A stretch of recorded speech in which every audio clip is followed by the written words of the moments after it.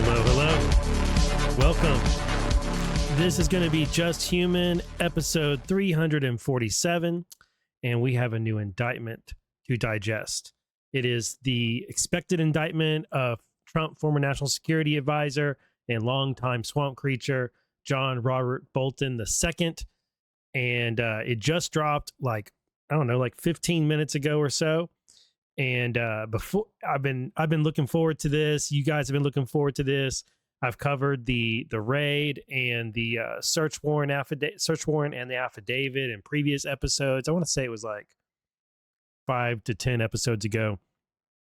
And we knew this indictment was coming. The media has been talking about it, which is kind of ironic because they're supposedly trying to crack down on leaks around DOJ and FBI, but yet everybody knew this was going on.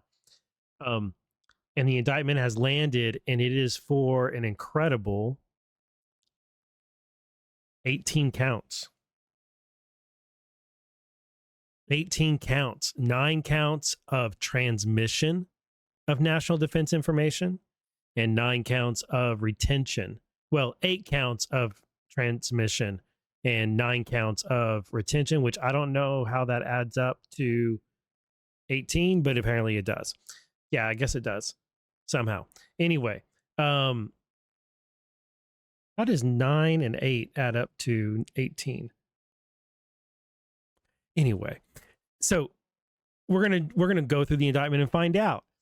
I definitely didn't get my math wrong. I didn't do any math. I just wrote down what the biggest number they wrote down. Okay, so welcome. Glad you're here. I have like this excited energy like a little kid going into a theme park. I also feel kind of strange because I've been feeling down today and just not quite sick, but just feeling off and was just kind of feeling down. And as I was hitting F5 again over and over on Pacer and Court Listener, and I was searching for the indictment, waiting for it to drop, and I was tracking the X post of reporters who were actually at the courthouse where the grand jury was happening. And they were like, okay, the top national security prosecutor in Maryland has entered the grand jury room. And okay, he's left. He's done. And now the grand jury is over. The magistrate is doing paperwork or something. And I was like, okay, it's happening. And I actually found another case that's highly interesting while I was waiting for this to drop. But I did have a few moments where I was like, man, I kind of hope it doesn't happen today. And I'll just rest until I feel better. And then it happened, and now I feel better. So hope you guys are feeling amazing today. Here's the link tree. It's in the description of the show. It's in my profile wherever you're watching or listening to this. And on there, you can find all the places to follow, all the places to watch, all the places to listen, and all the ways to support. Thank you to everybody who makes purchases at my affiliates. Everybody who keeps my coffee cup full by going to Ko-Fi.com. And most of all, thank you to everyone who is a paid subscriber over at justhuman.substack.com. For $7 a month, you can buy me a very nice cup of coffee once a month to fuel my addiction to documents and current events and news and all of these things that we cover on this show. I have a Rumble, and over there, I upload all my episodes. I also upload clips, and I have playlists for all of those things, plus all the court cases that we cover here. And I'm going to have to make a United States versus Bolton playlist.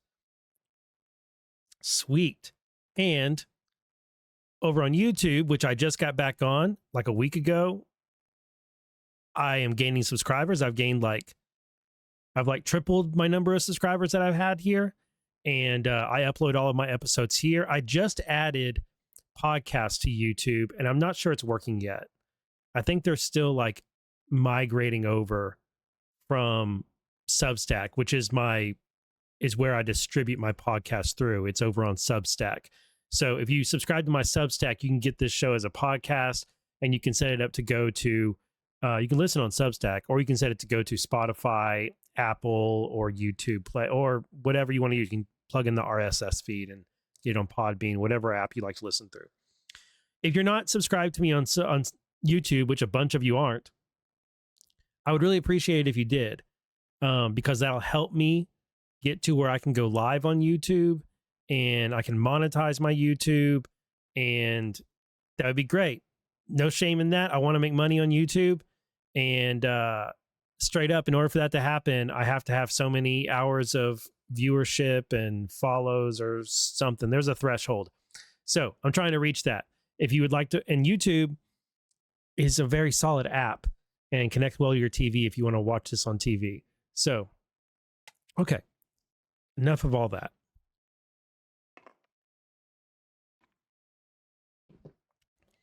Indictment against John Bolton. Now, we knew this had to do with classified documents. And back when we got word back in August that Bolton was being looked at again for his handling of classified documents, I did a short little thread here about how this has been looked at before. The National Security Agency's General Counsel, Michael Ellis, reviewed Bolton's memoir and determined that it contained classified material. And there was much happening about that, where they blocked Bolton's book. And then he was raided, and the FBI agents raided his Maryland home and his office. Dan Scavino has several times this year, including yesterday, retweeted his December 2024 tweet or post, ex-post, where he said, "What did John Bolton do with all his yellow notepads that he always took copious notes on in the cabinet room, Oval Office, Situation Room, traveling abroad, etc., etc.? Remember how they indicted Trump for classified documents and alleged that he tore classified documents up because he tore up a Post-it note and threw it in the toilet? Man, templates are a hell of a thing, aren't they? This guy, Michael Ellis, is now deputy director at the CIA under Ratcliffe. And part of the Bolton investigation was Ratcliffe let Kash Patel and agents working on this case have access to CIA intelligence, so to help them discern what John Bolton took and what he may have transmitted.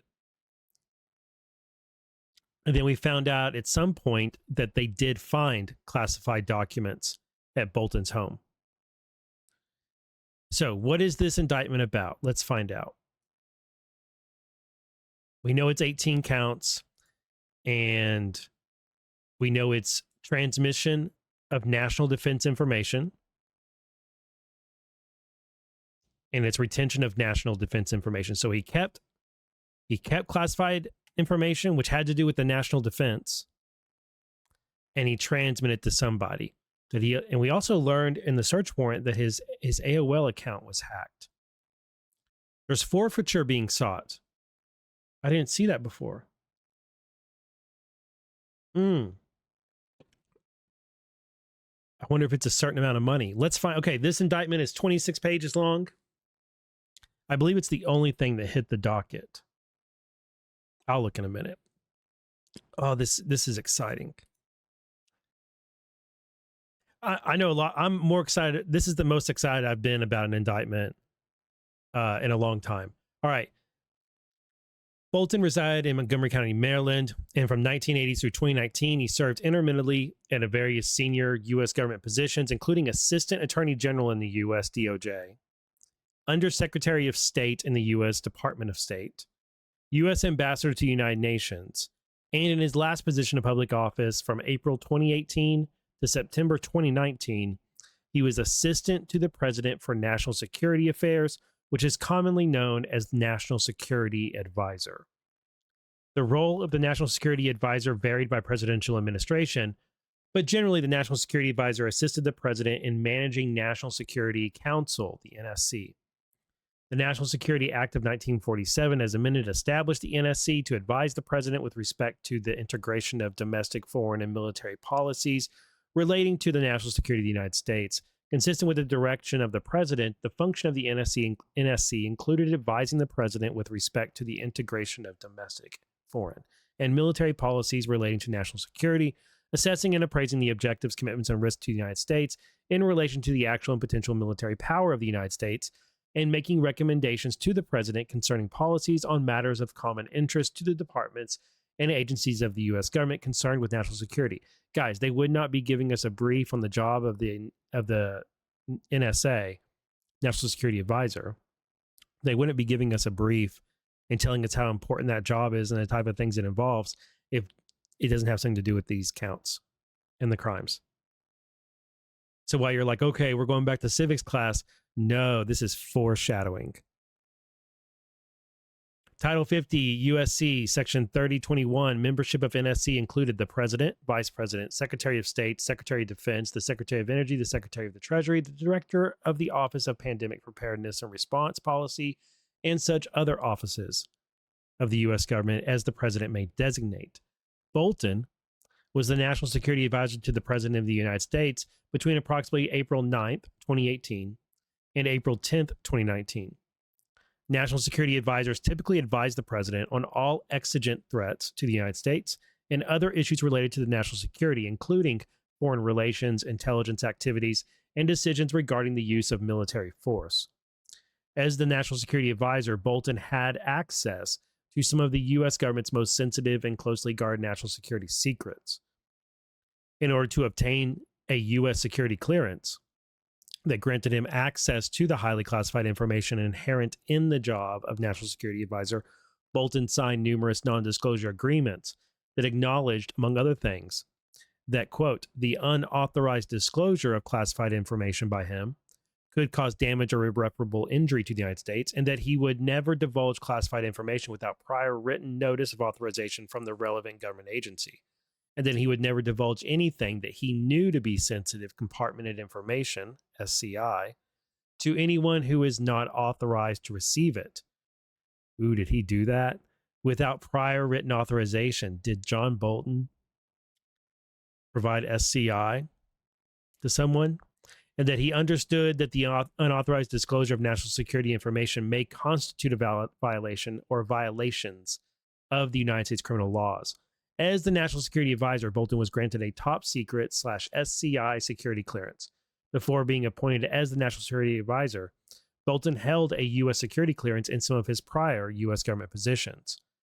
As National Security Advisor, Bolton directed and supervised the work of the NSC staff on behalf of the President of the United States, and Bolton had access to and was responsible for the safeguarding of the most sensitive national defense information, including classified information. Due to Bolton's need to have ready access to national defense information, Bolton classified information while serving as the National Security Advisor. In or about September 2018, the U.S. government installed an accredited sensitive compartmented information facility, a SCIF, within Bolton's home, located within the District of Maryland. The SCIF was approved for the processing and closed storage of classified information, including information classified up to the top secret level. Remember how like the press like was skipping around Trump, the fact that Trump has a SCIF at Mar-a-Lago? And I used to always talk about how dude how he had a SCIF there, and still does, of course, and in a number of other locations. Well, if Bolton had a SCIF, don't you think Trump definitely had a SCIF? And that the classified information he kept at his home was kept in the SCIF. And if he had any awareness that it was in his possession, it was secured at the SCIF. Plus, it was secured at a facility guarded by the Secret Service. Anyway, the SCIF was approved for the processing and closed storage of classified information, including information classified up to top secret. After Bolton's term as National Security Advisor ended on or about September 10, 2019, the SCIF in Bolton's home was decertified by the U.S. government. On or about October 16, 2019, Trump's SCIF was recertified and was updated to the tune of a couple $100,000 after he left office. Just FYI. No location within Bolton's home was approved for the lawful storage of classified information. At no point, including the period when Bolton had an accredited SCIF in his home, was Bolton authorized to store or transmit classified information on unclassified systems, such as an American AOL email account, a Google Gmail account, a non-governmental commercial messaging application, or other non-governmental systems. So one, two, there's at least three places. This is foreshadowing that there's at least three transmission methods that Bolton used. While National Security Advisor, Bolton learned national defense and classified information through a variety of means, including intelligence briefings, intelligence reports, and meetings with the members of the U.S. intelligence community, including the National Security Agency and the Central Intelligence Agency, the U.S. military, and foreign government officials. In addition to having a home SCIF while National Security Advisor, Bolton also had access to a variety of secure telecommunication systems that he could use to discuss and communicate classified information. Moreover, Bolton had access as the National Security Advisor to classified spaces in the White House, the Eisenhower Executive Office Building, and other locations in Washington, D.C. area and elsewhere, where he could readily learn, read, and discuss classified and sensitive information with others who were authorized to know, receive, discuss, and make decisions based on such information. From on or about April 9th, 2018, through at least on or about August 22nd, 2025, Bolton abused his position as National Security Advisor by sharing more than 1,000 pages of information about his day-to-day activities as the National Security Advisor. Whoa. Whoa, whoa, whoa.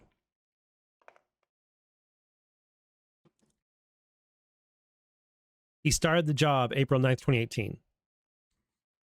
And from that day, or about, through on or about August 22nd, 2025, so 7.5 years, Bolton abused his position as National Security Advisor by sharing more than 1,000 pages of information about his day-to-day activities as the National Security Advisor, including information relating to the national defense, which was classified up to the top secret SCI level, with two unauthorized individuals, namely Individual 1 and 2. I'm going to guess those are the people that had to do with authoring his memoir. I'll go and look in a minute in the other thread about who those people were. I can't remember the name of the author. Bolton also unlawfully retained documents, writings, and notes related to the national defense, including information classified up to the top secret SCI level, in his home in Montgomery County, Maryland. Individual 1, whose identity is known to the grand jury, was related to Bolton. It might be his wife. Resided in the District of Maryland. We know that his wife worked with the FBI, that she talked to them and, if I remember right, told them where they might find this stuff. Never held a U.S. security clearance and was not authorized to access, receive, or maintain the classified information that Bolton shared related to his work as a national security advisor.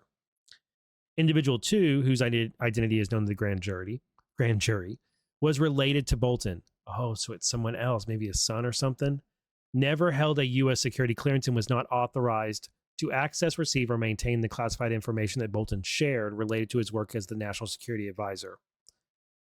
From on or about April 9th, 2018, through on or about September 15th, 2019, on a regular basis, Bolton sent diary-like entries to Individuals 1 and 2 that contained information classified up to the top secret SCI level. Bolton wrote many of these diary-like entries by transcribing his handwritten notes from his day's activities.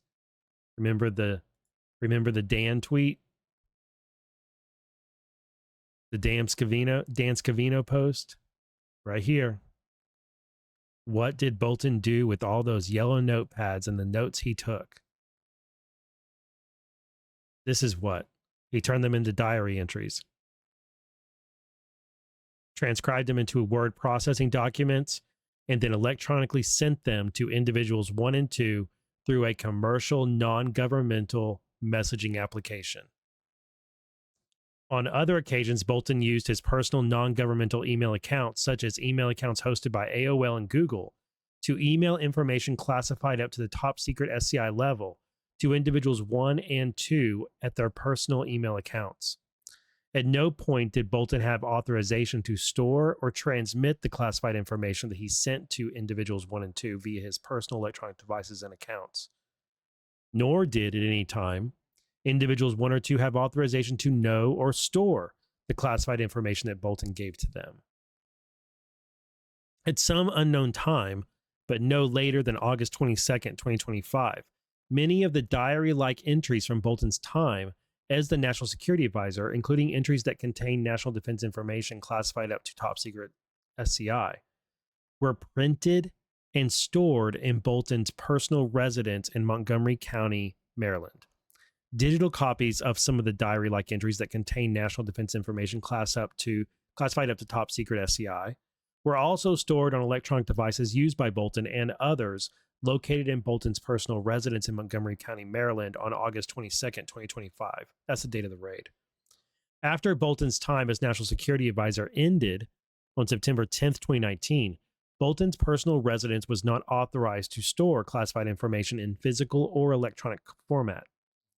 On or about September 10th, 2019, U.S. government personnel received all classified equipment and marked classified documents that were stored in Bolton's home skiff. During that visit, Bolton was told that he could no longer store classified information at his home. At no point during Bolton's time as the National Security Advisor or afterwards, including when his home skiff was decommissioned in or around September 2019, did Bolton tell the U.S. government personnel that he had sent national defense and classified information to individuals 1 and 2 over commercial email and messaging services, or that such information was stored on personal electronic devices and in personal electronic accounts belonging to or accessible by himself and or individuals 1 and 2. This is already worse than what Biden was found to have done by Robert K. Hur, and what Trump was alleged to or was found to have at Mar-a-Lago. This is already way, way worse.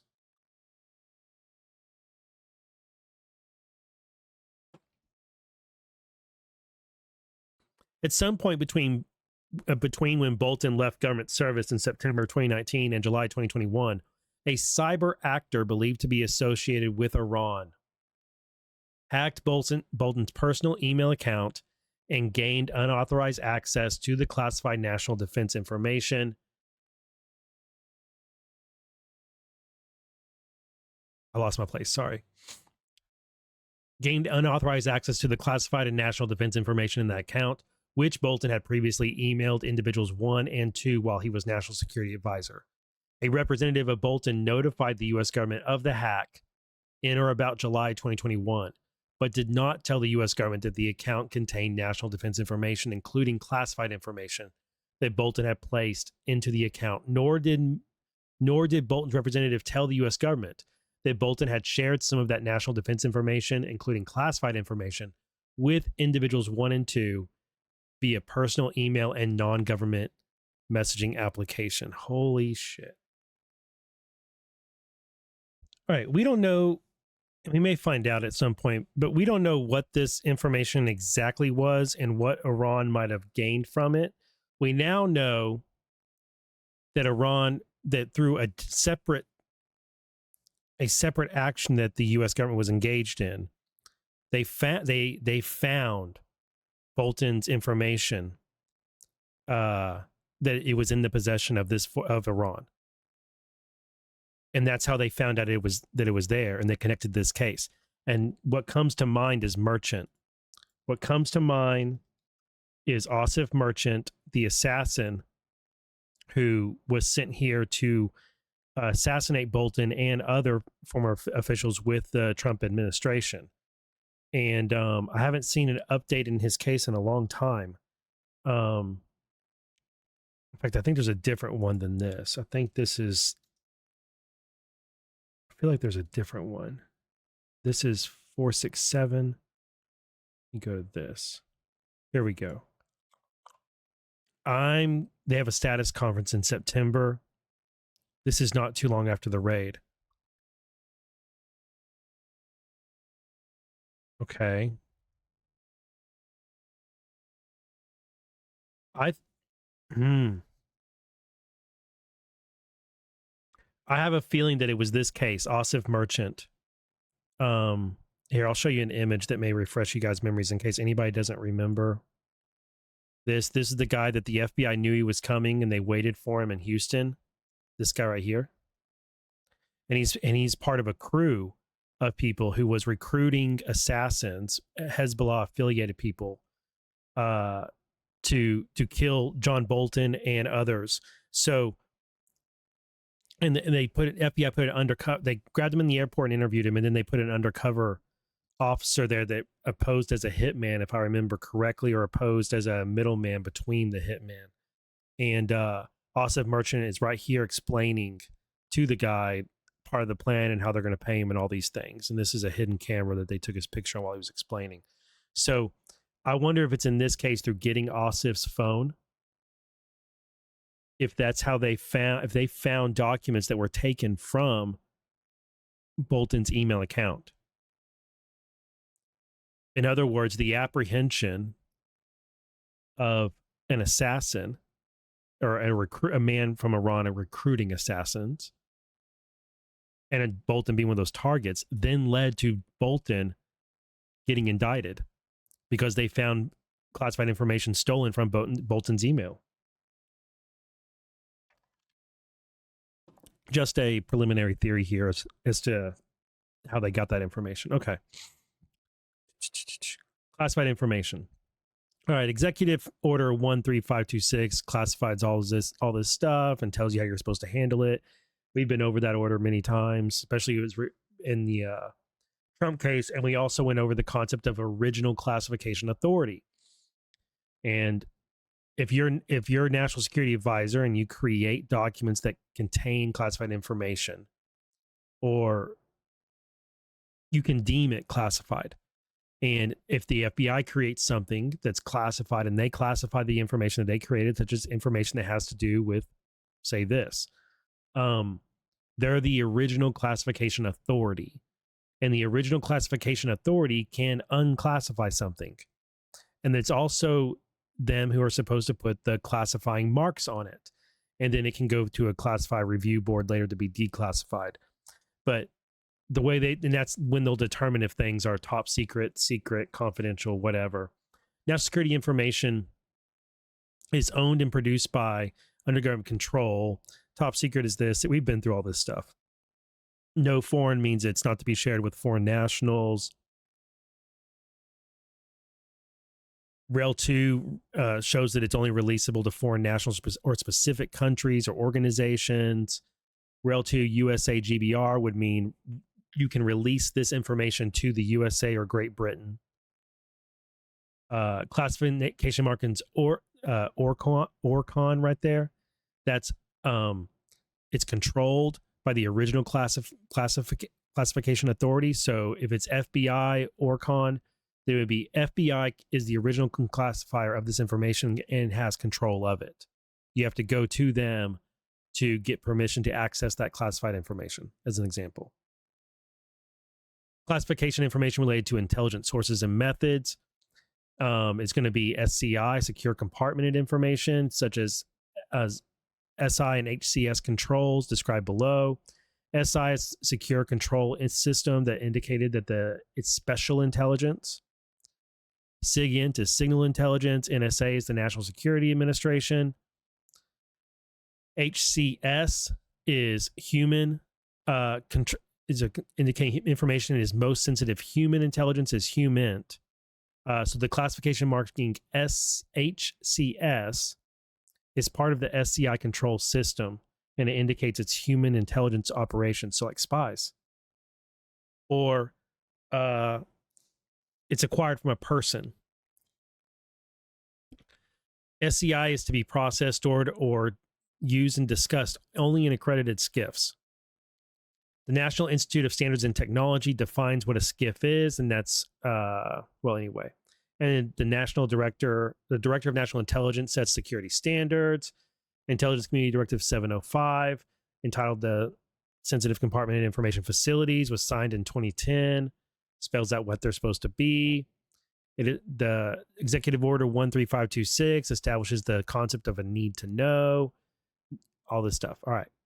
Bolton's transmission of national defense information to individuals 1 and 2 while he was National Security Advisor. As set forth above, Bolton, on or about April 9th, 2018 and September 15, 2019, Bolton sent individuals 1 and 2 contemporaneous notes on a regular basis describing in detail his day-to-day activities as the national security advisor. And that blows my mind.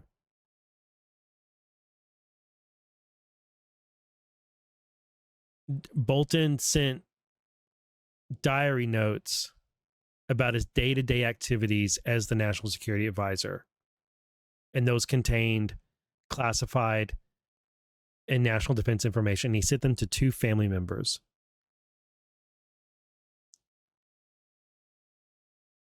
That is, not only does that put his family members in danger, not just in danger of being indicted for possessing it, but in danger of a foreign adversary targeting them, knowing that if they kidnapped them or stole their devices or hacked them, they would get this information. This is a complete 100% utter disregard for the proper handling of classified information.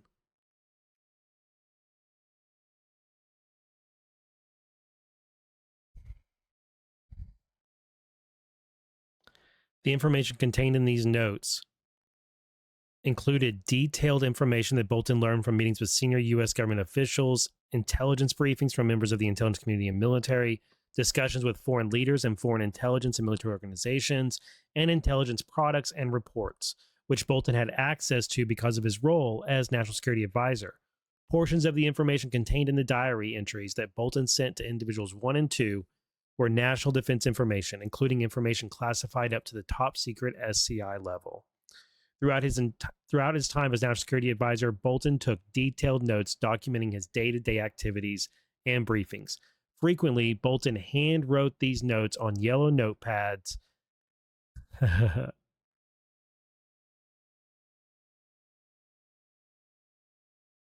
throughout his day at the White House complex or in other secure locations, and then later wrote these notes in a word processing document on his electronic device.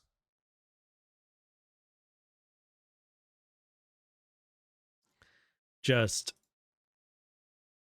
these notes that Bolton sent to individuals 1 and 2 using this non-governmental personal email accounts and messaging account described in detail Bolton's daily activities as National Security Advisor, including national defense and classified information that he learned during his time as National Security Advisor. Bolton's notes described the secure setting or environment in which he learned the national defense and classified information that he was memorializing in his notes. For example, a description of classified information related to a foreign government's activities might begin with the intel briefer said, quote unquote. Or a description of a classified information learned during military briefing might begin with, while in the situation room, I learned that, ... The notes that Bolton sent to individual 1 and 2 often began with the words, individual 1's initials or individual 2's initials, start here. In at least one communication, Bolton also referred to individual 1 and 2 as his quote unquote editors. So this is so much like Biden, who took notes about his time and the decisions that he was involved with and the meetings he was involved with, and it was to memorialize his time as vice president, as senator and vice president, and the consequential meetings he was in. And Biden wanted to memorialize these things because he believed that he would go down as like kind of a legendary president. What did he call it?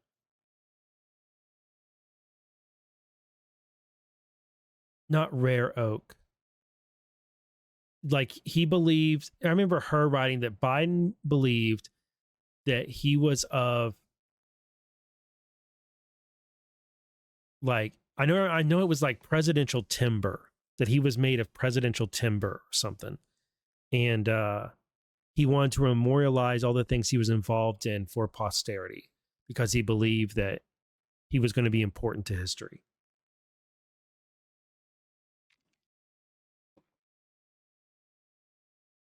So this sounds like a lot like that. Some of the information related to the national defense that Bolton communicated, delivered, and transmitted to individuals 1 and 2 is described further detail below in counts 1 through 8.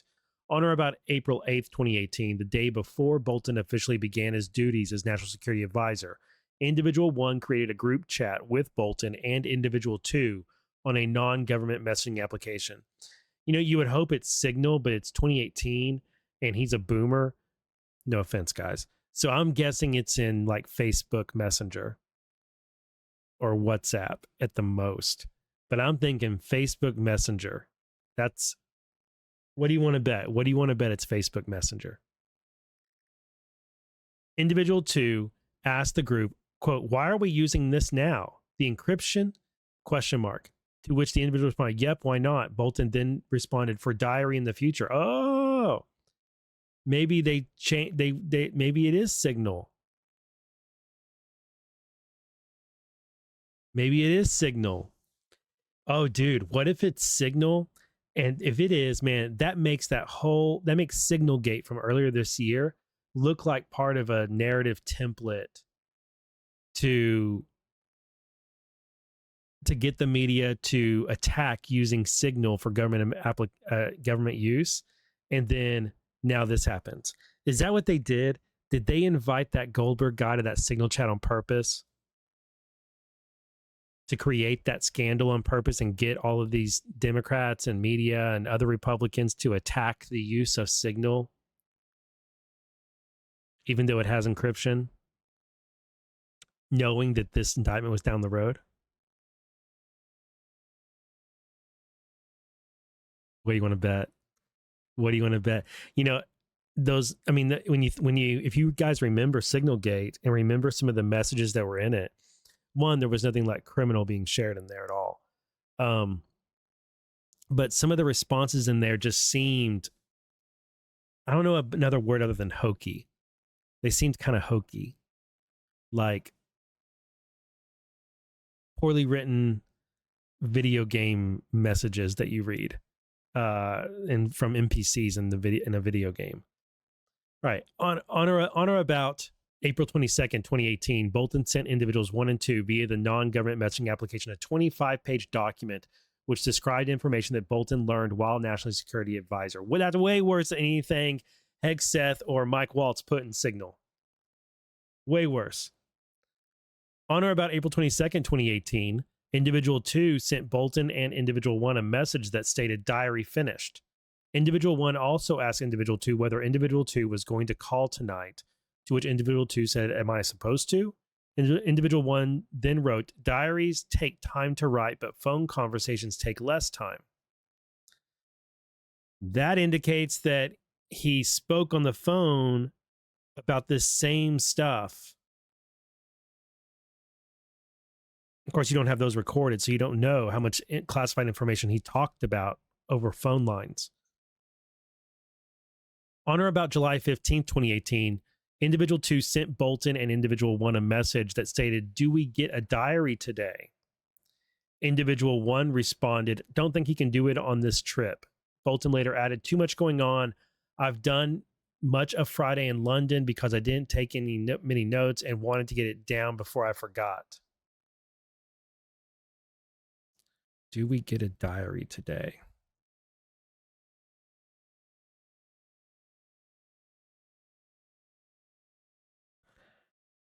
Wow.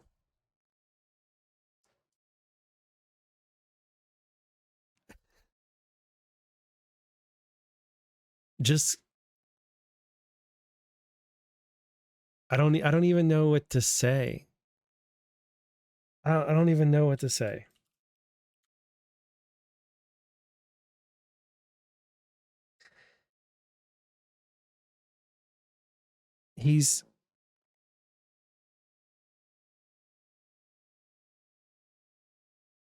This is so much worse than Biden or Trump or Signalgate.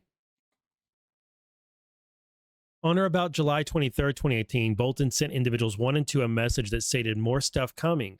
A few minutes later, Bolton sent individuals 1 and 2 a 24-page document which described information that Bolton learned while National Security Advisor.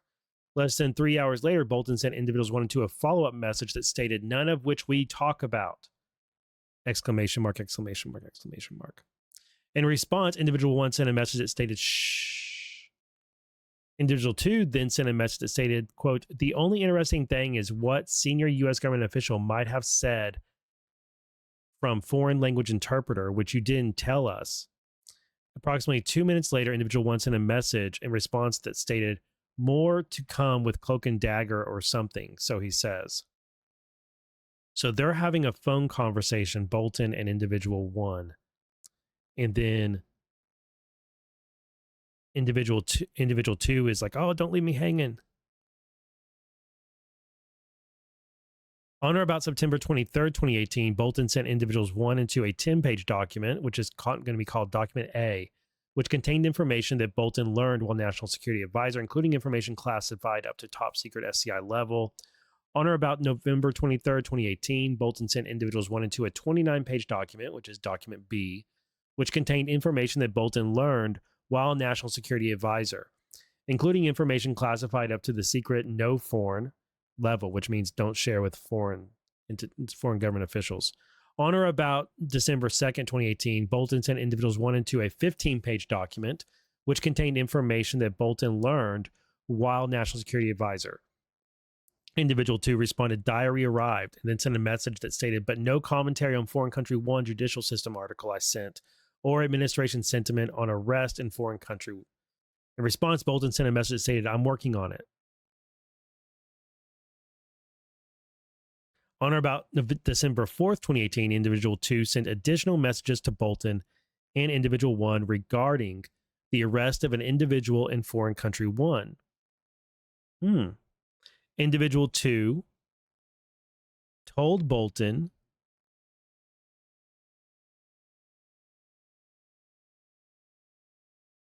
I'm trying to think about anything that happened and who got arrested in December 2018 in a foreign country. If there's any, I'm trying to think of anybody that it could be. Can probably cross-reference these dates and figure it out. Also, I'm having the thought that I'm having the thought that while he is communicating this individual 1 and 2, and so far it's coming out like they're just really wrapped up in what John's doing. And like what's, they're getting the scuttlebutt. They're getting the inside scoop on what's going on in the White House and Trump's first admin.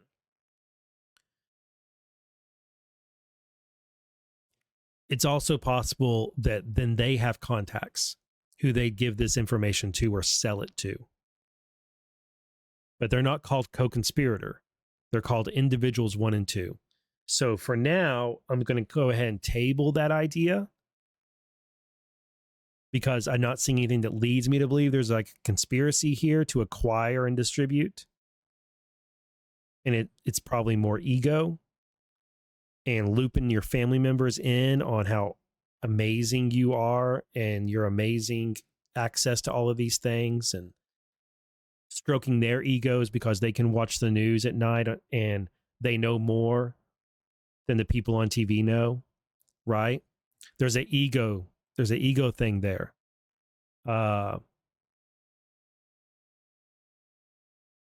It's a similar thing that conspiracy theories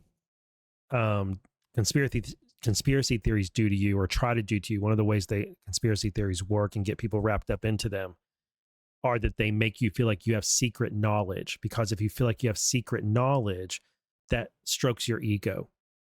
I know something that you don't, that kind of thing. And this is a much greater level of that. So it could be as simple as that. And then also them working with him to log this stuff so that he can write a tell-all book. And he's in his mind, he's going to be this legendary government official. And they're going to be his editors for his memoirs, that kind of thing. So far that seems to be what's going on here. But it could develop into more. Not in this indictment, it won't, but later. Oh, Khashoggi. I see that Khashoggi's name just jumped out to me. All right. Yes, individual 2 told Bolton and individual 1 that the arrested individual in the foreign country 1 was being interrogated and that a relative of the arrested individual would be in D.C. if useful to get him in front of a senior U.S. government official or anyone else. In response to individual two's message that law enforcement in foreign country one was interrogating the arrested individual, individual one sent a message that stated, "Ye gods, next thing they'll pull a Khashoggi on him." In response, individual two sent a message to ask, but, and it's a nickname for Bolton, has no feedback? Question mark. So, just as I'm saying that, one of them is the individual's floating. So-and-so is going to be in D.C. Would it be useful to get him in front of a senior U.S. government official or someone else? Like, that sounds like lobbying to take action. Or they're floating the idea of taking action. And I don't know if they're saying that they would, or if they're just saying perhaps this, it's a hypothetical. They're not actually suggesting they be involved in that. I wonder about, by the way, it's not that Khashoggi is this person who was arrested. That's not what they're talking about. They're talking about someone else getting arrested. On or about January 2nd, 2019, Bolton sent individuals 1 and 2 a 22-page document which contained information that Bolton learned while National Security Advisor. Bolton also sent a message that said, "Stuff coming, hard copy at home for," and it has a nickname of individual 1. On or about, so I'm guessing whoever was arrested might have, actually it doesn't really indicate that. Okay, on or about January 13th, 2019, Bolton sent individual 1 and 2 a 24-page document, which we're going to call Document C, which contained information that Bolton learned while National Security Advisor, including information classified up to the top secret SCI level. About a week later, on or about January 21st, 2019, Bolton sent individuals 1 and 2 a 20-page document, which contained information that Bolton learned while National Security Advisor. Bolton sent an accompanying message that stated, quote, "Stuff coming to cheer you up." And the individual 1, quote, "needs to figure out how to do corrections," end quote. So it's saying it keeps on saying these documents that contained information he had learned while NSA. So are these maybe drafts he's writing for his memoir and then he's wanting them to go through and do edits? Because it's not saying that the 20-page document itself was was classified. It's saying that the document contained classified information. So I'm starting to get the impression that maybe these are drafts of how we could write about that day and give it a story.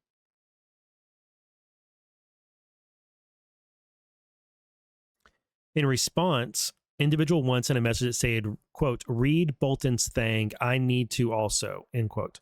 Individual 1 also stated, "I have edits para by para, not sure how to send them, mostly typos, caps, and complete sentences," end quote.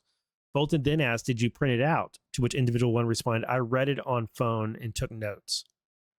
On or about June 2nd, 2019, Bolton sent individuals 1 and 2 a 10-page document, which is Document D, which contained information that Bolton learned while National Security Advisor, including information classified up to the top secret SCI level. On or about July 6, 2019, Bolton sent individuals 1 and 2 a 77-page document, which we're going to call Document E, which contained information that Bolton learned while National Security Advisor, including information classified up to the top secret SCI level. On or about July 28th, 2019, Bolton sent individuals 1 and 2 a message that stated, "Stuff coming, but only for individual 2, question mark. Individual 1 to read hard copy when individual 1 is back in USA." On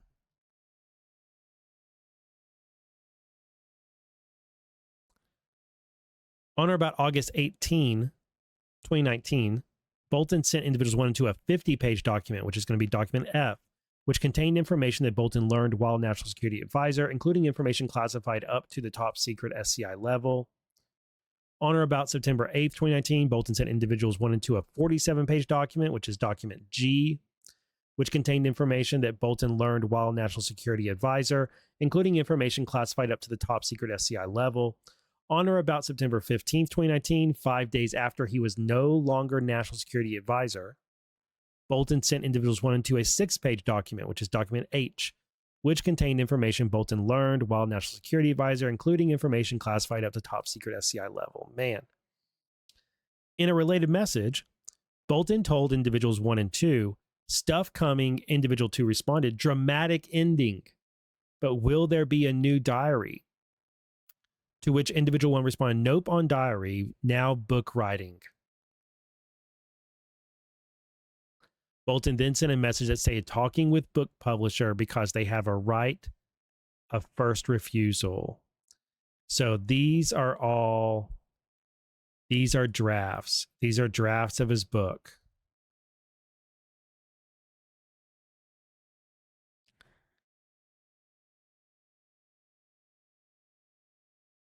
That's what's up. He's writing his memoir as he's serving as NSA.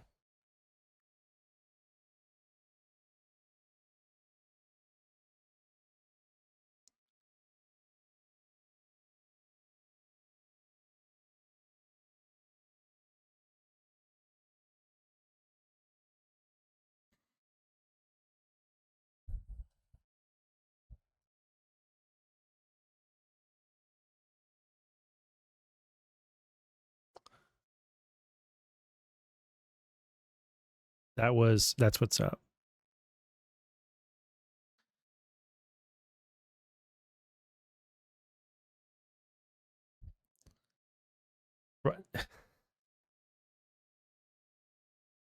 He's a scumbag. While serving as NSA, he's writing his memoir in chunks and then sending it to 2 family members for them to edit and make corrections and build the draft of his book that he was going to publish. And just 5 days after he was no longer the NSA, he sends them the last entry that had the dramatic ending.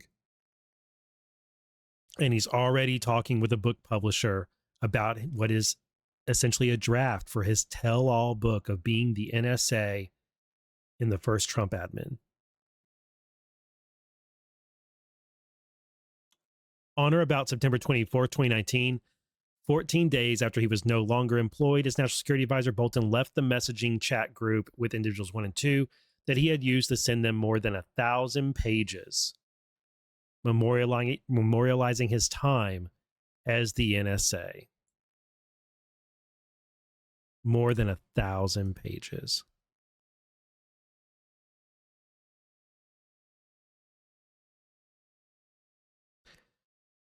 This is orders of magnitude worse than anything Trump or Biden was accused of. Orders of magnitude worse. Both as far as security and severity and the nature of the material that he was dealing with and the type of stuff he was communicating, and just, it's marbles compared to boulders. All right. Recent activities before and after Bolton's tenure as National Security Advisor ends. Bolton publishes The Room Where It Happened, a White House memoir. On or about September 11th, 2019, the day after Bolton's tenure as National Security Advisor ended, a literary agent representing Bolton sent an email to a book publisher describing a book about Bolton's time as the National Security Advisor that Bolton intended to publish. In that email, the literary agent stated, among other things, that Bolton's forthcoming book would include Bolton's impressions of his time as the National Security Advisor.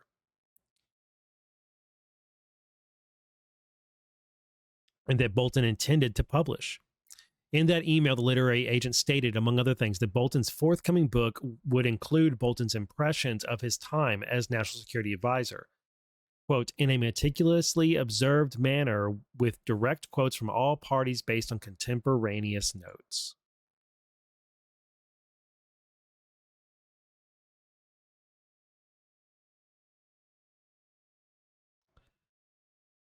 I mean, it's right there.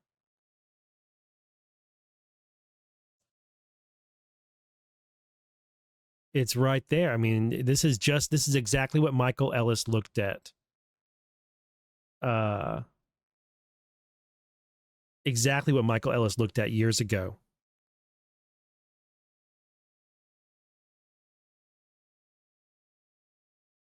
On or about July 19th, 2019, the literary agent sent Bolton a letter saying that it was with enthusiasm that the literary agent was again exploring a book with Bolton.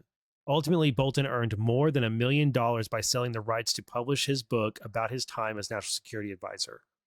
On or about December 12, 2019, Bolton began sending drafts of portions of his book to his publisher and literary agent for review and comments. Bolton sent these drafts via non-governmental messaging applications. That's just how I suspected. I remember I said, when we went over I don't remember if we went over the raid or it was the episode where we went over the search warrant and the affidavit. I said that they in his email, the classified info that was hacked out of his AOL was probably these drafts. That he probably put the draft of his book in email and sent it to people, and then Iran hacked his email and they got the draft portions of his book, which contained classified information. Over the winter holidays in 2019, Bolton and his editors exchanged drafts and comments relating to his forthcoming book. On or about December 30th, 2019, Bolton submitted a manuscript of his book titled The Room Where It Happened, a White House Memoir, to the NSC for the required pre-publication review process. Based on an initial review of the manuscript by the NSC staff, the U.S. government concluded and told Bolton that the initial manuscript contained significant amounts of highly classified information that needed to be removed. On or about June 23, 2020, Bolton's book, The Room Where It Happened, a White House Memoir, was published and became readily available to the public. None of the classified national defense information charged in counts 1 through 18, further described below, was published in Bolton's book. So those things got removed. On or about June 16, 2021, the United States and Bolton entered a settlement agreement resolving civil litigation relating to Bolton's book. As a condition of that settlement agreement, Bolton agreed to, quote, provide to the United States all materials in his possession, custody, or control that may contain classified information. Oops, he did not comply. He broke the settlement. Bolton also agreed that his obligation to return classified material extends to any written or electronic manuscripts of his book, regardless of whether those materials were received from the United States or generated by Bolton.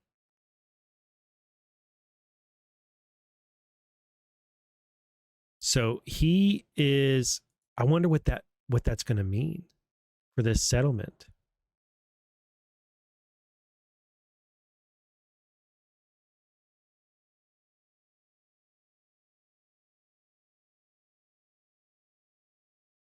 I wonder.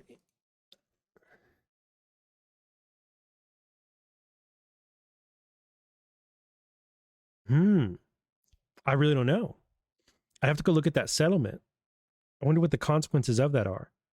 Bolton's representative notifies the FBI that Iran hacked his personal email account. On or about July 6, 2021, a representative for Bolton contacted the Federal Bureau of Investigation via email to alert the FBI that an entity, believed by Bolton's representative to be the Islamic Republic of Iran, had obtained unauthorized access to one of Bolton's personal email accounts.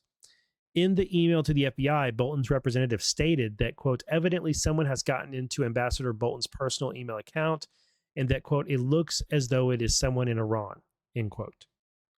On or about July 28, 2021, Bolton's representative emailed the FBI again to report that Bolton and his representative had received the following email on or about July 25th, 2021, which the representative believed was associated with the hack of Bolton's account. The email said, I do not think you would be interested in the FBI being aware of the leaked content of John's email, some of which has been attached, especially after the recent acquittal. This could be the biggest scandal since Hillary's emails were leaked, but this time on the GOP side. Contact me before it's too late. Bolton's representative also told the FBI that the representative was, quote, just sending you the text, not the documents the hacker attached, since there might be sensitive information in them, end quote. A day later, on or about July 29, 2021, Bolton's representative told the FBI that Bolton would be deleting the contents of his personal email account that had been hacked. On or about August 5th, 2021, Bolton received another electronic message related to the hack of his personal email account, which stated, quote, okay, John, as you want, apparently, we'll disseminate the expurgated sections of your book by reference to your leaked email, end quote.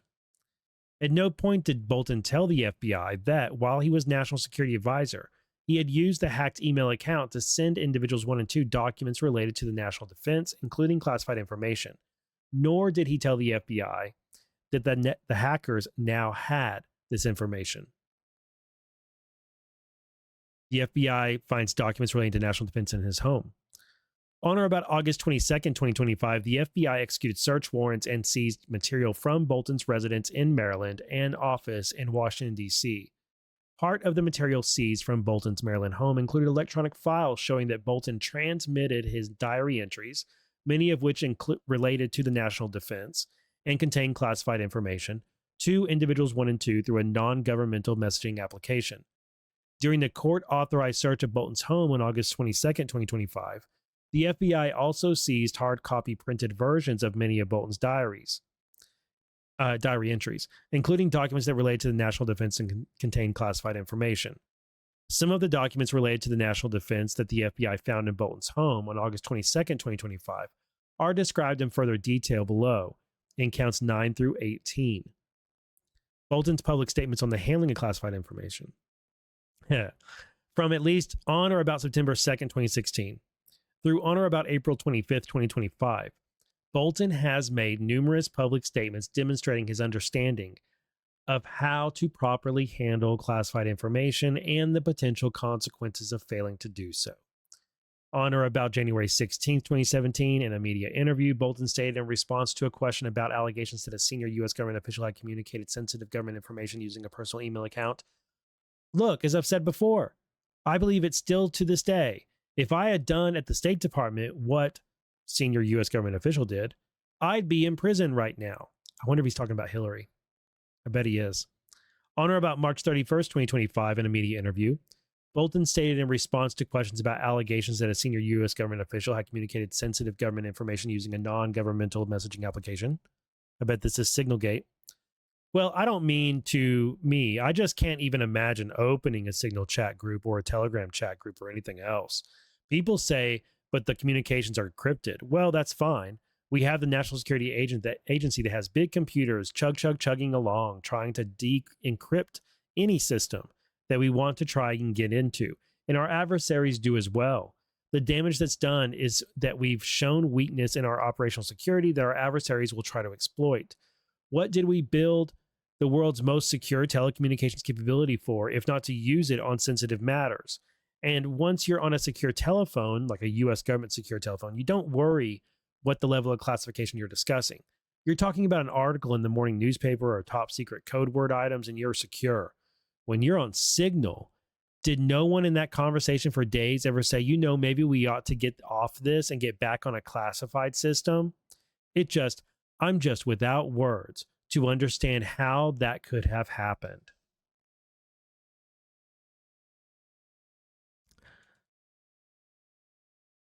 Oh.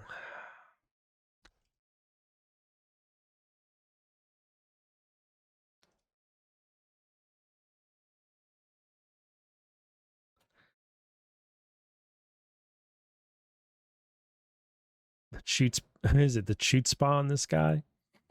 It's actually making me kind of sick. On or about April 18th, 2025, in a media interview, Bolton, but it's useful because you can use it against him. Bolton stated in response to a question about allegations that a senior U.S. government official communicated sensitive. Same thing. It's also just 3 weeks later. 3 weeks later, about the same Signalgate scandal, he said, "Initially, I was totally without words. I couldn't find a way to express how stunned I was that anybody would do this. You simply don't use commercial means of communication, whether it's supposedly an encrypted app or not, for these kinds of discussions. You don't know where they're going to go. You could start off talking about a newspaper article, but obviously you could get into classified material. I understand why you need to have group chats, but as I've been saying, the place for the group chats are the situation room, where everybody's in a place. Some people may have to appear via secure video teleconference facilities, and we've got great capacity to do that. But having chat groups where you're writing 2 or 3 sentences, this is not what you would call a sophisticated national security analysis at work. And on an unsecured channel, it's just, there's no excuse for it." Well, John, there's no excuse for what you did. In an interview on March 26, 2025, Bolton discussed the damage to national security by using a non-governmental communication channel to discuss sensitive government information. Again, this is about Signalgate. What were they doing off of secure government channels? That is the original sin here. That is the question neither of them has yet answered. I think actual damage is possible because of the way foreign intelligence services operate, the way our own intelligence services operate. You take everything you can get. You take every piece of information, in this case about American military operations against the Houthis in Yemen. It tells you something that otherwise you wouldn't know about American capabilities, American tactics, American approaches to this kind of thing. And that is useful to the Russians, the Chinese, the Iranians, the North Koreans, and the others as well.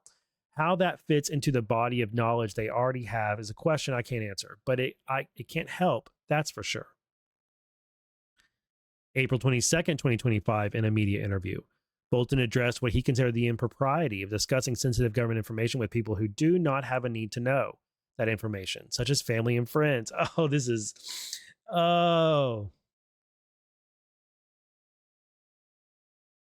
going to read this and I'll tell you something.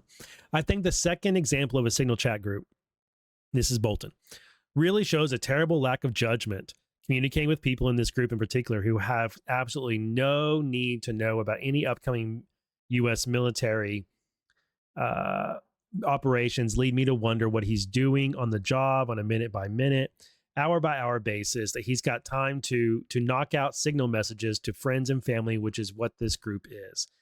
This is, the irony. The irony.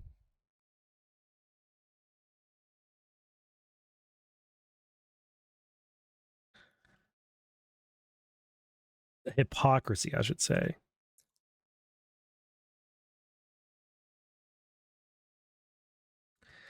All right, so what I was going to say, these things right here, I mean, it's cringe, it's it makes you mad at him, and it shows how just what a scumbag he is.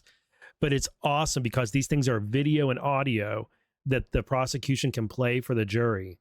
And John Bolton won't have the excuse, well, I didn't know, or I wasn't aware, or I didn't really think about those things at that time. Things like that. It takes away that defense. He can't say, well, I thought, it was my understanding that Signal was encrypted, and so it was just as secure as what or similar. He can't say those things. He can't say that he wasn't aware that what he was doing was wrong. He was fully aware. And the way he attacked people involved in Signalgate and other things shows that. All right, now we get to the charges.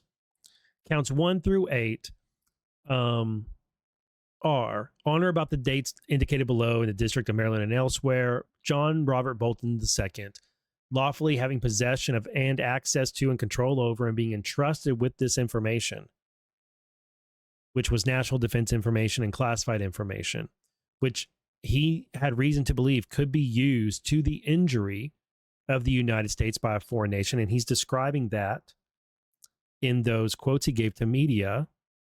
Bolton sent via his personal non-governmental email account classified top secret information. Then it has the documents here. And we have a spreadsheet, and it's going to tell us the date. It's going to tell us which count this document. They're charging him per packet that he sent. So it's going to be count 1 is on this date in September. Document A reveals intelligence about future attack by adversarial group in another country. Here's the classification of it. And one type of classification on this is redacted. That's interesting. November 23rd, 2018, document B reveals liaison partner sharing sensitive information with U.S. intelligence community. January 13th, 2019, document C reveals intelligence that a foreign adversary was planning a missile launch in the future, a covert action in a foreign country that is related to government or sensitive intergovernmental actions, sensitive sources and methods used to collect human intelligence. June 2nd, 2019, document D reveals intelligence about adversaries' knowledge of planned U.S. actions. Intelligence about adversaries' plans for attack conducted against U.S. forces in another country. Human intelligence using sensitive sources and methods. This is bad. A covert action program. These are individual pieces of classified information. Intelligence collected on the leader of an adversary nation's military. This has to do with Great Britain and the U.S. Some of this kind of stuff, even if it's years later, it still can enter the U.S. because it shows them what kind of knowledge we had, what our methods were, our means were, who was working with us. It may have information on what really hurt us, what the enemy could use to do again in a more successful way, or close calls we had. Just all sorts of stuff can be gleaned and deduced and extracted from this information.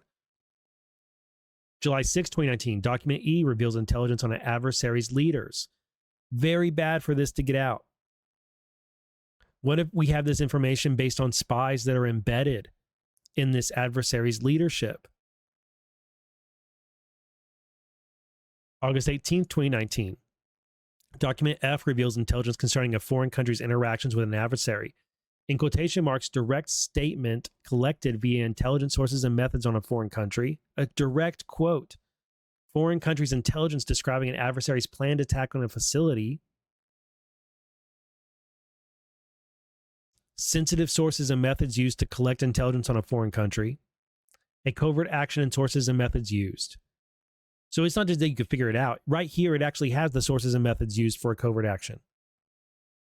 September 8th, 2019, document G reveals covert action planned by the U.S. government, intelligence confirming an adversary was responsible for an attack. September 15th, 2019, document H reveals a covert action conducted by a U.S. government, or by the U.S. government, a liaison partner country, and specific information about the action. All right, counts 9 through 18.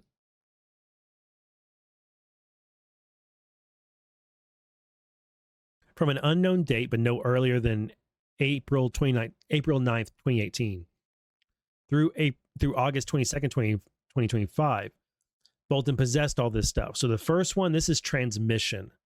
He's being charged with 8 counts of transmitting this classified information to individuals 1 and 2. And then on top of that, he's being charged with further 9 more counts, or should be 10. It's 10 more counts. Of possessing. And these documents are document AV2 reveals intelligence about future attack by adversarial group in another country. Document BV2 reveals liaison partner sharing sensitive information with the US IC. Document CV2 reveals intelligence that a foreign adversary was planning a missile launch in the future, a covert action in a foreign country that is related. I think these are repeats. So what it is these are the versions. So it's document A, but then they edited it, right? So he possessed the edited version. That's V2 is version 2. Okay, that's what this is. Yep, it is. That's what it is.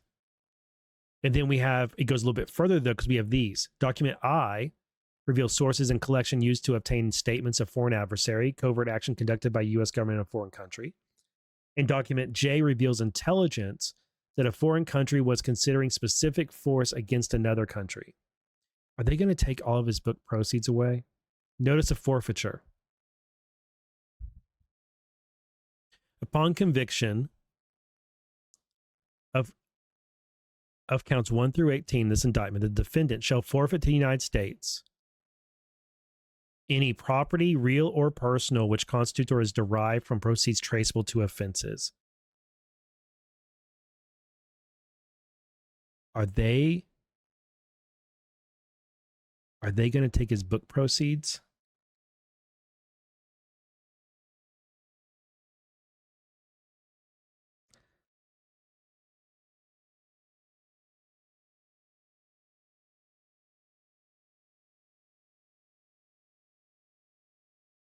Dude, what if they do?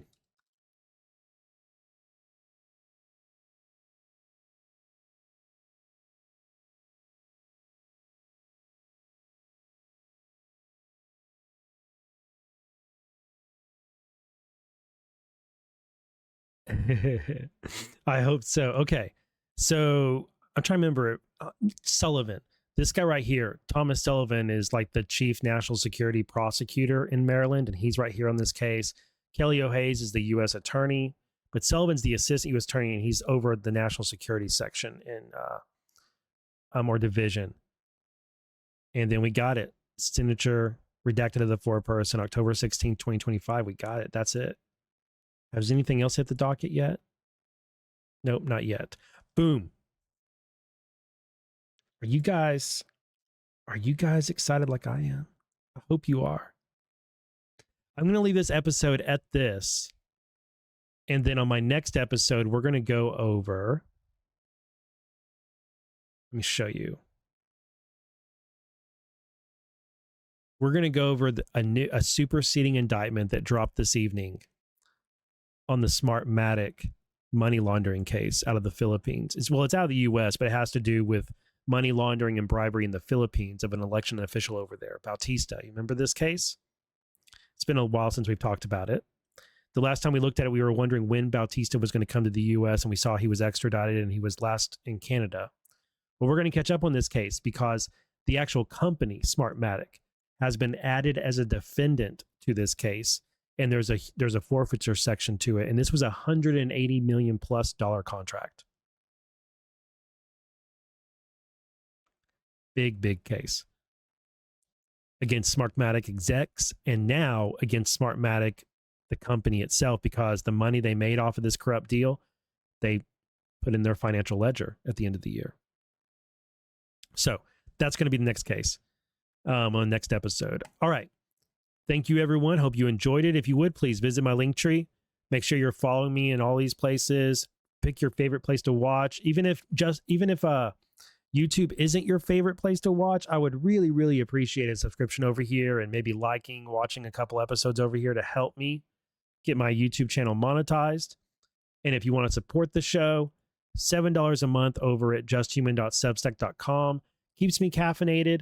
Or if you just want to do a one-time thing, that's totally understandable. Totally cool. You just want to do a one-time donation. You just want to buy me one cup of coffee.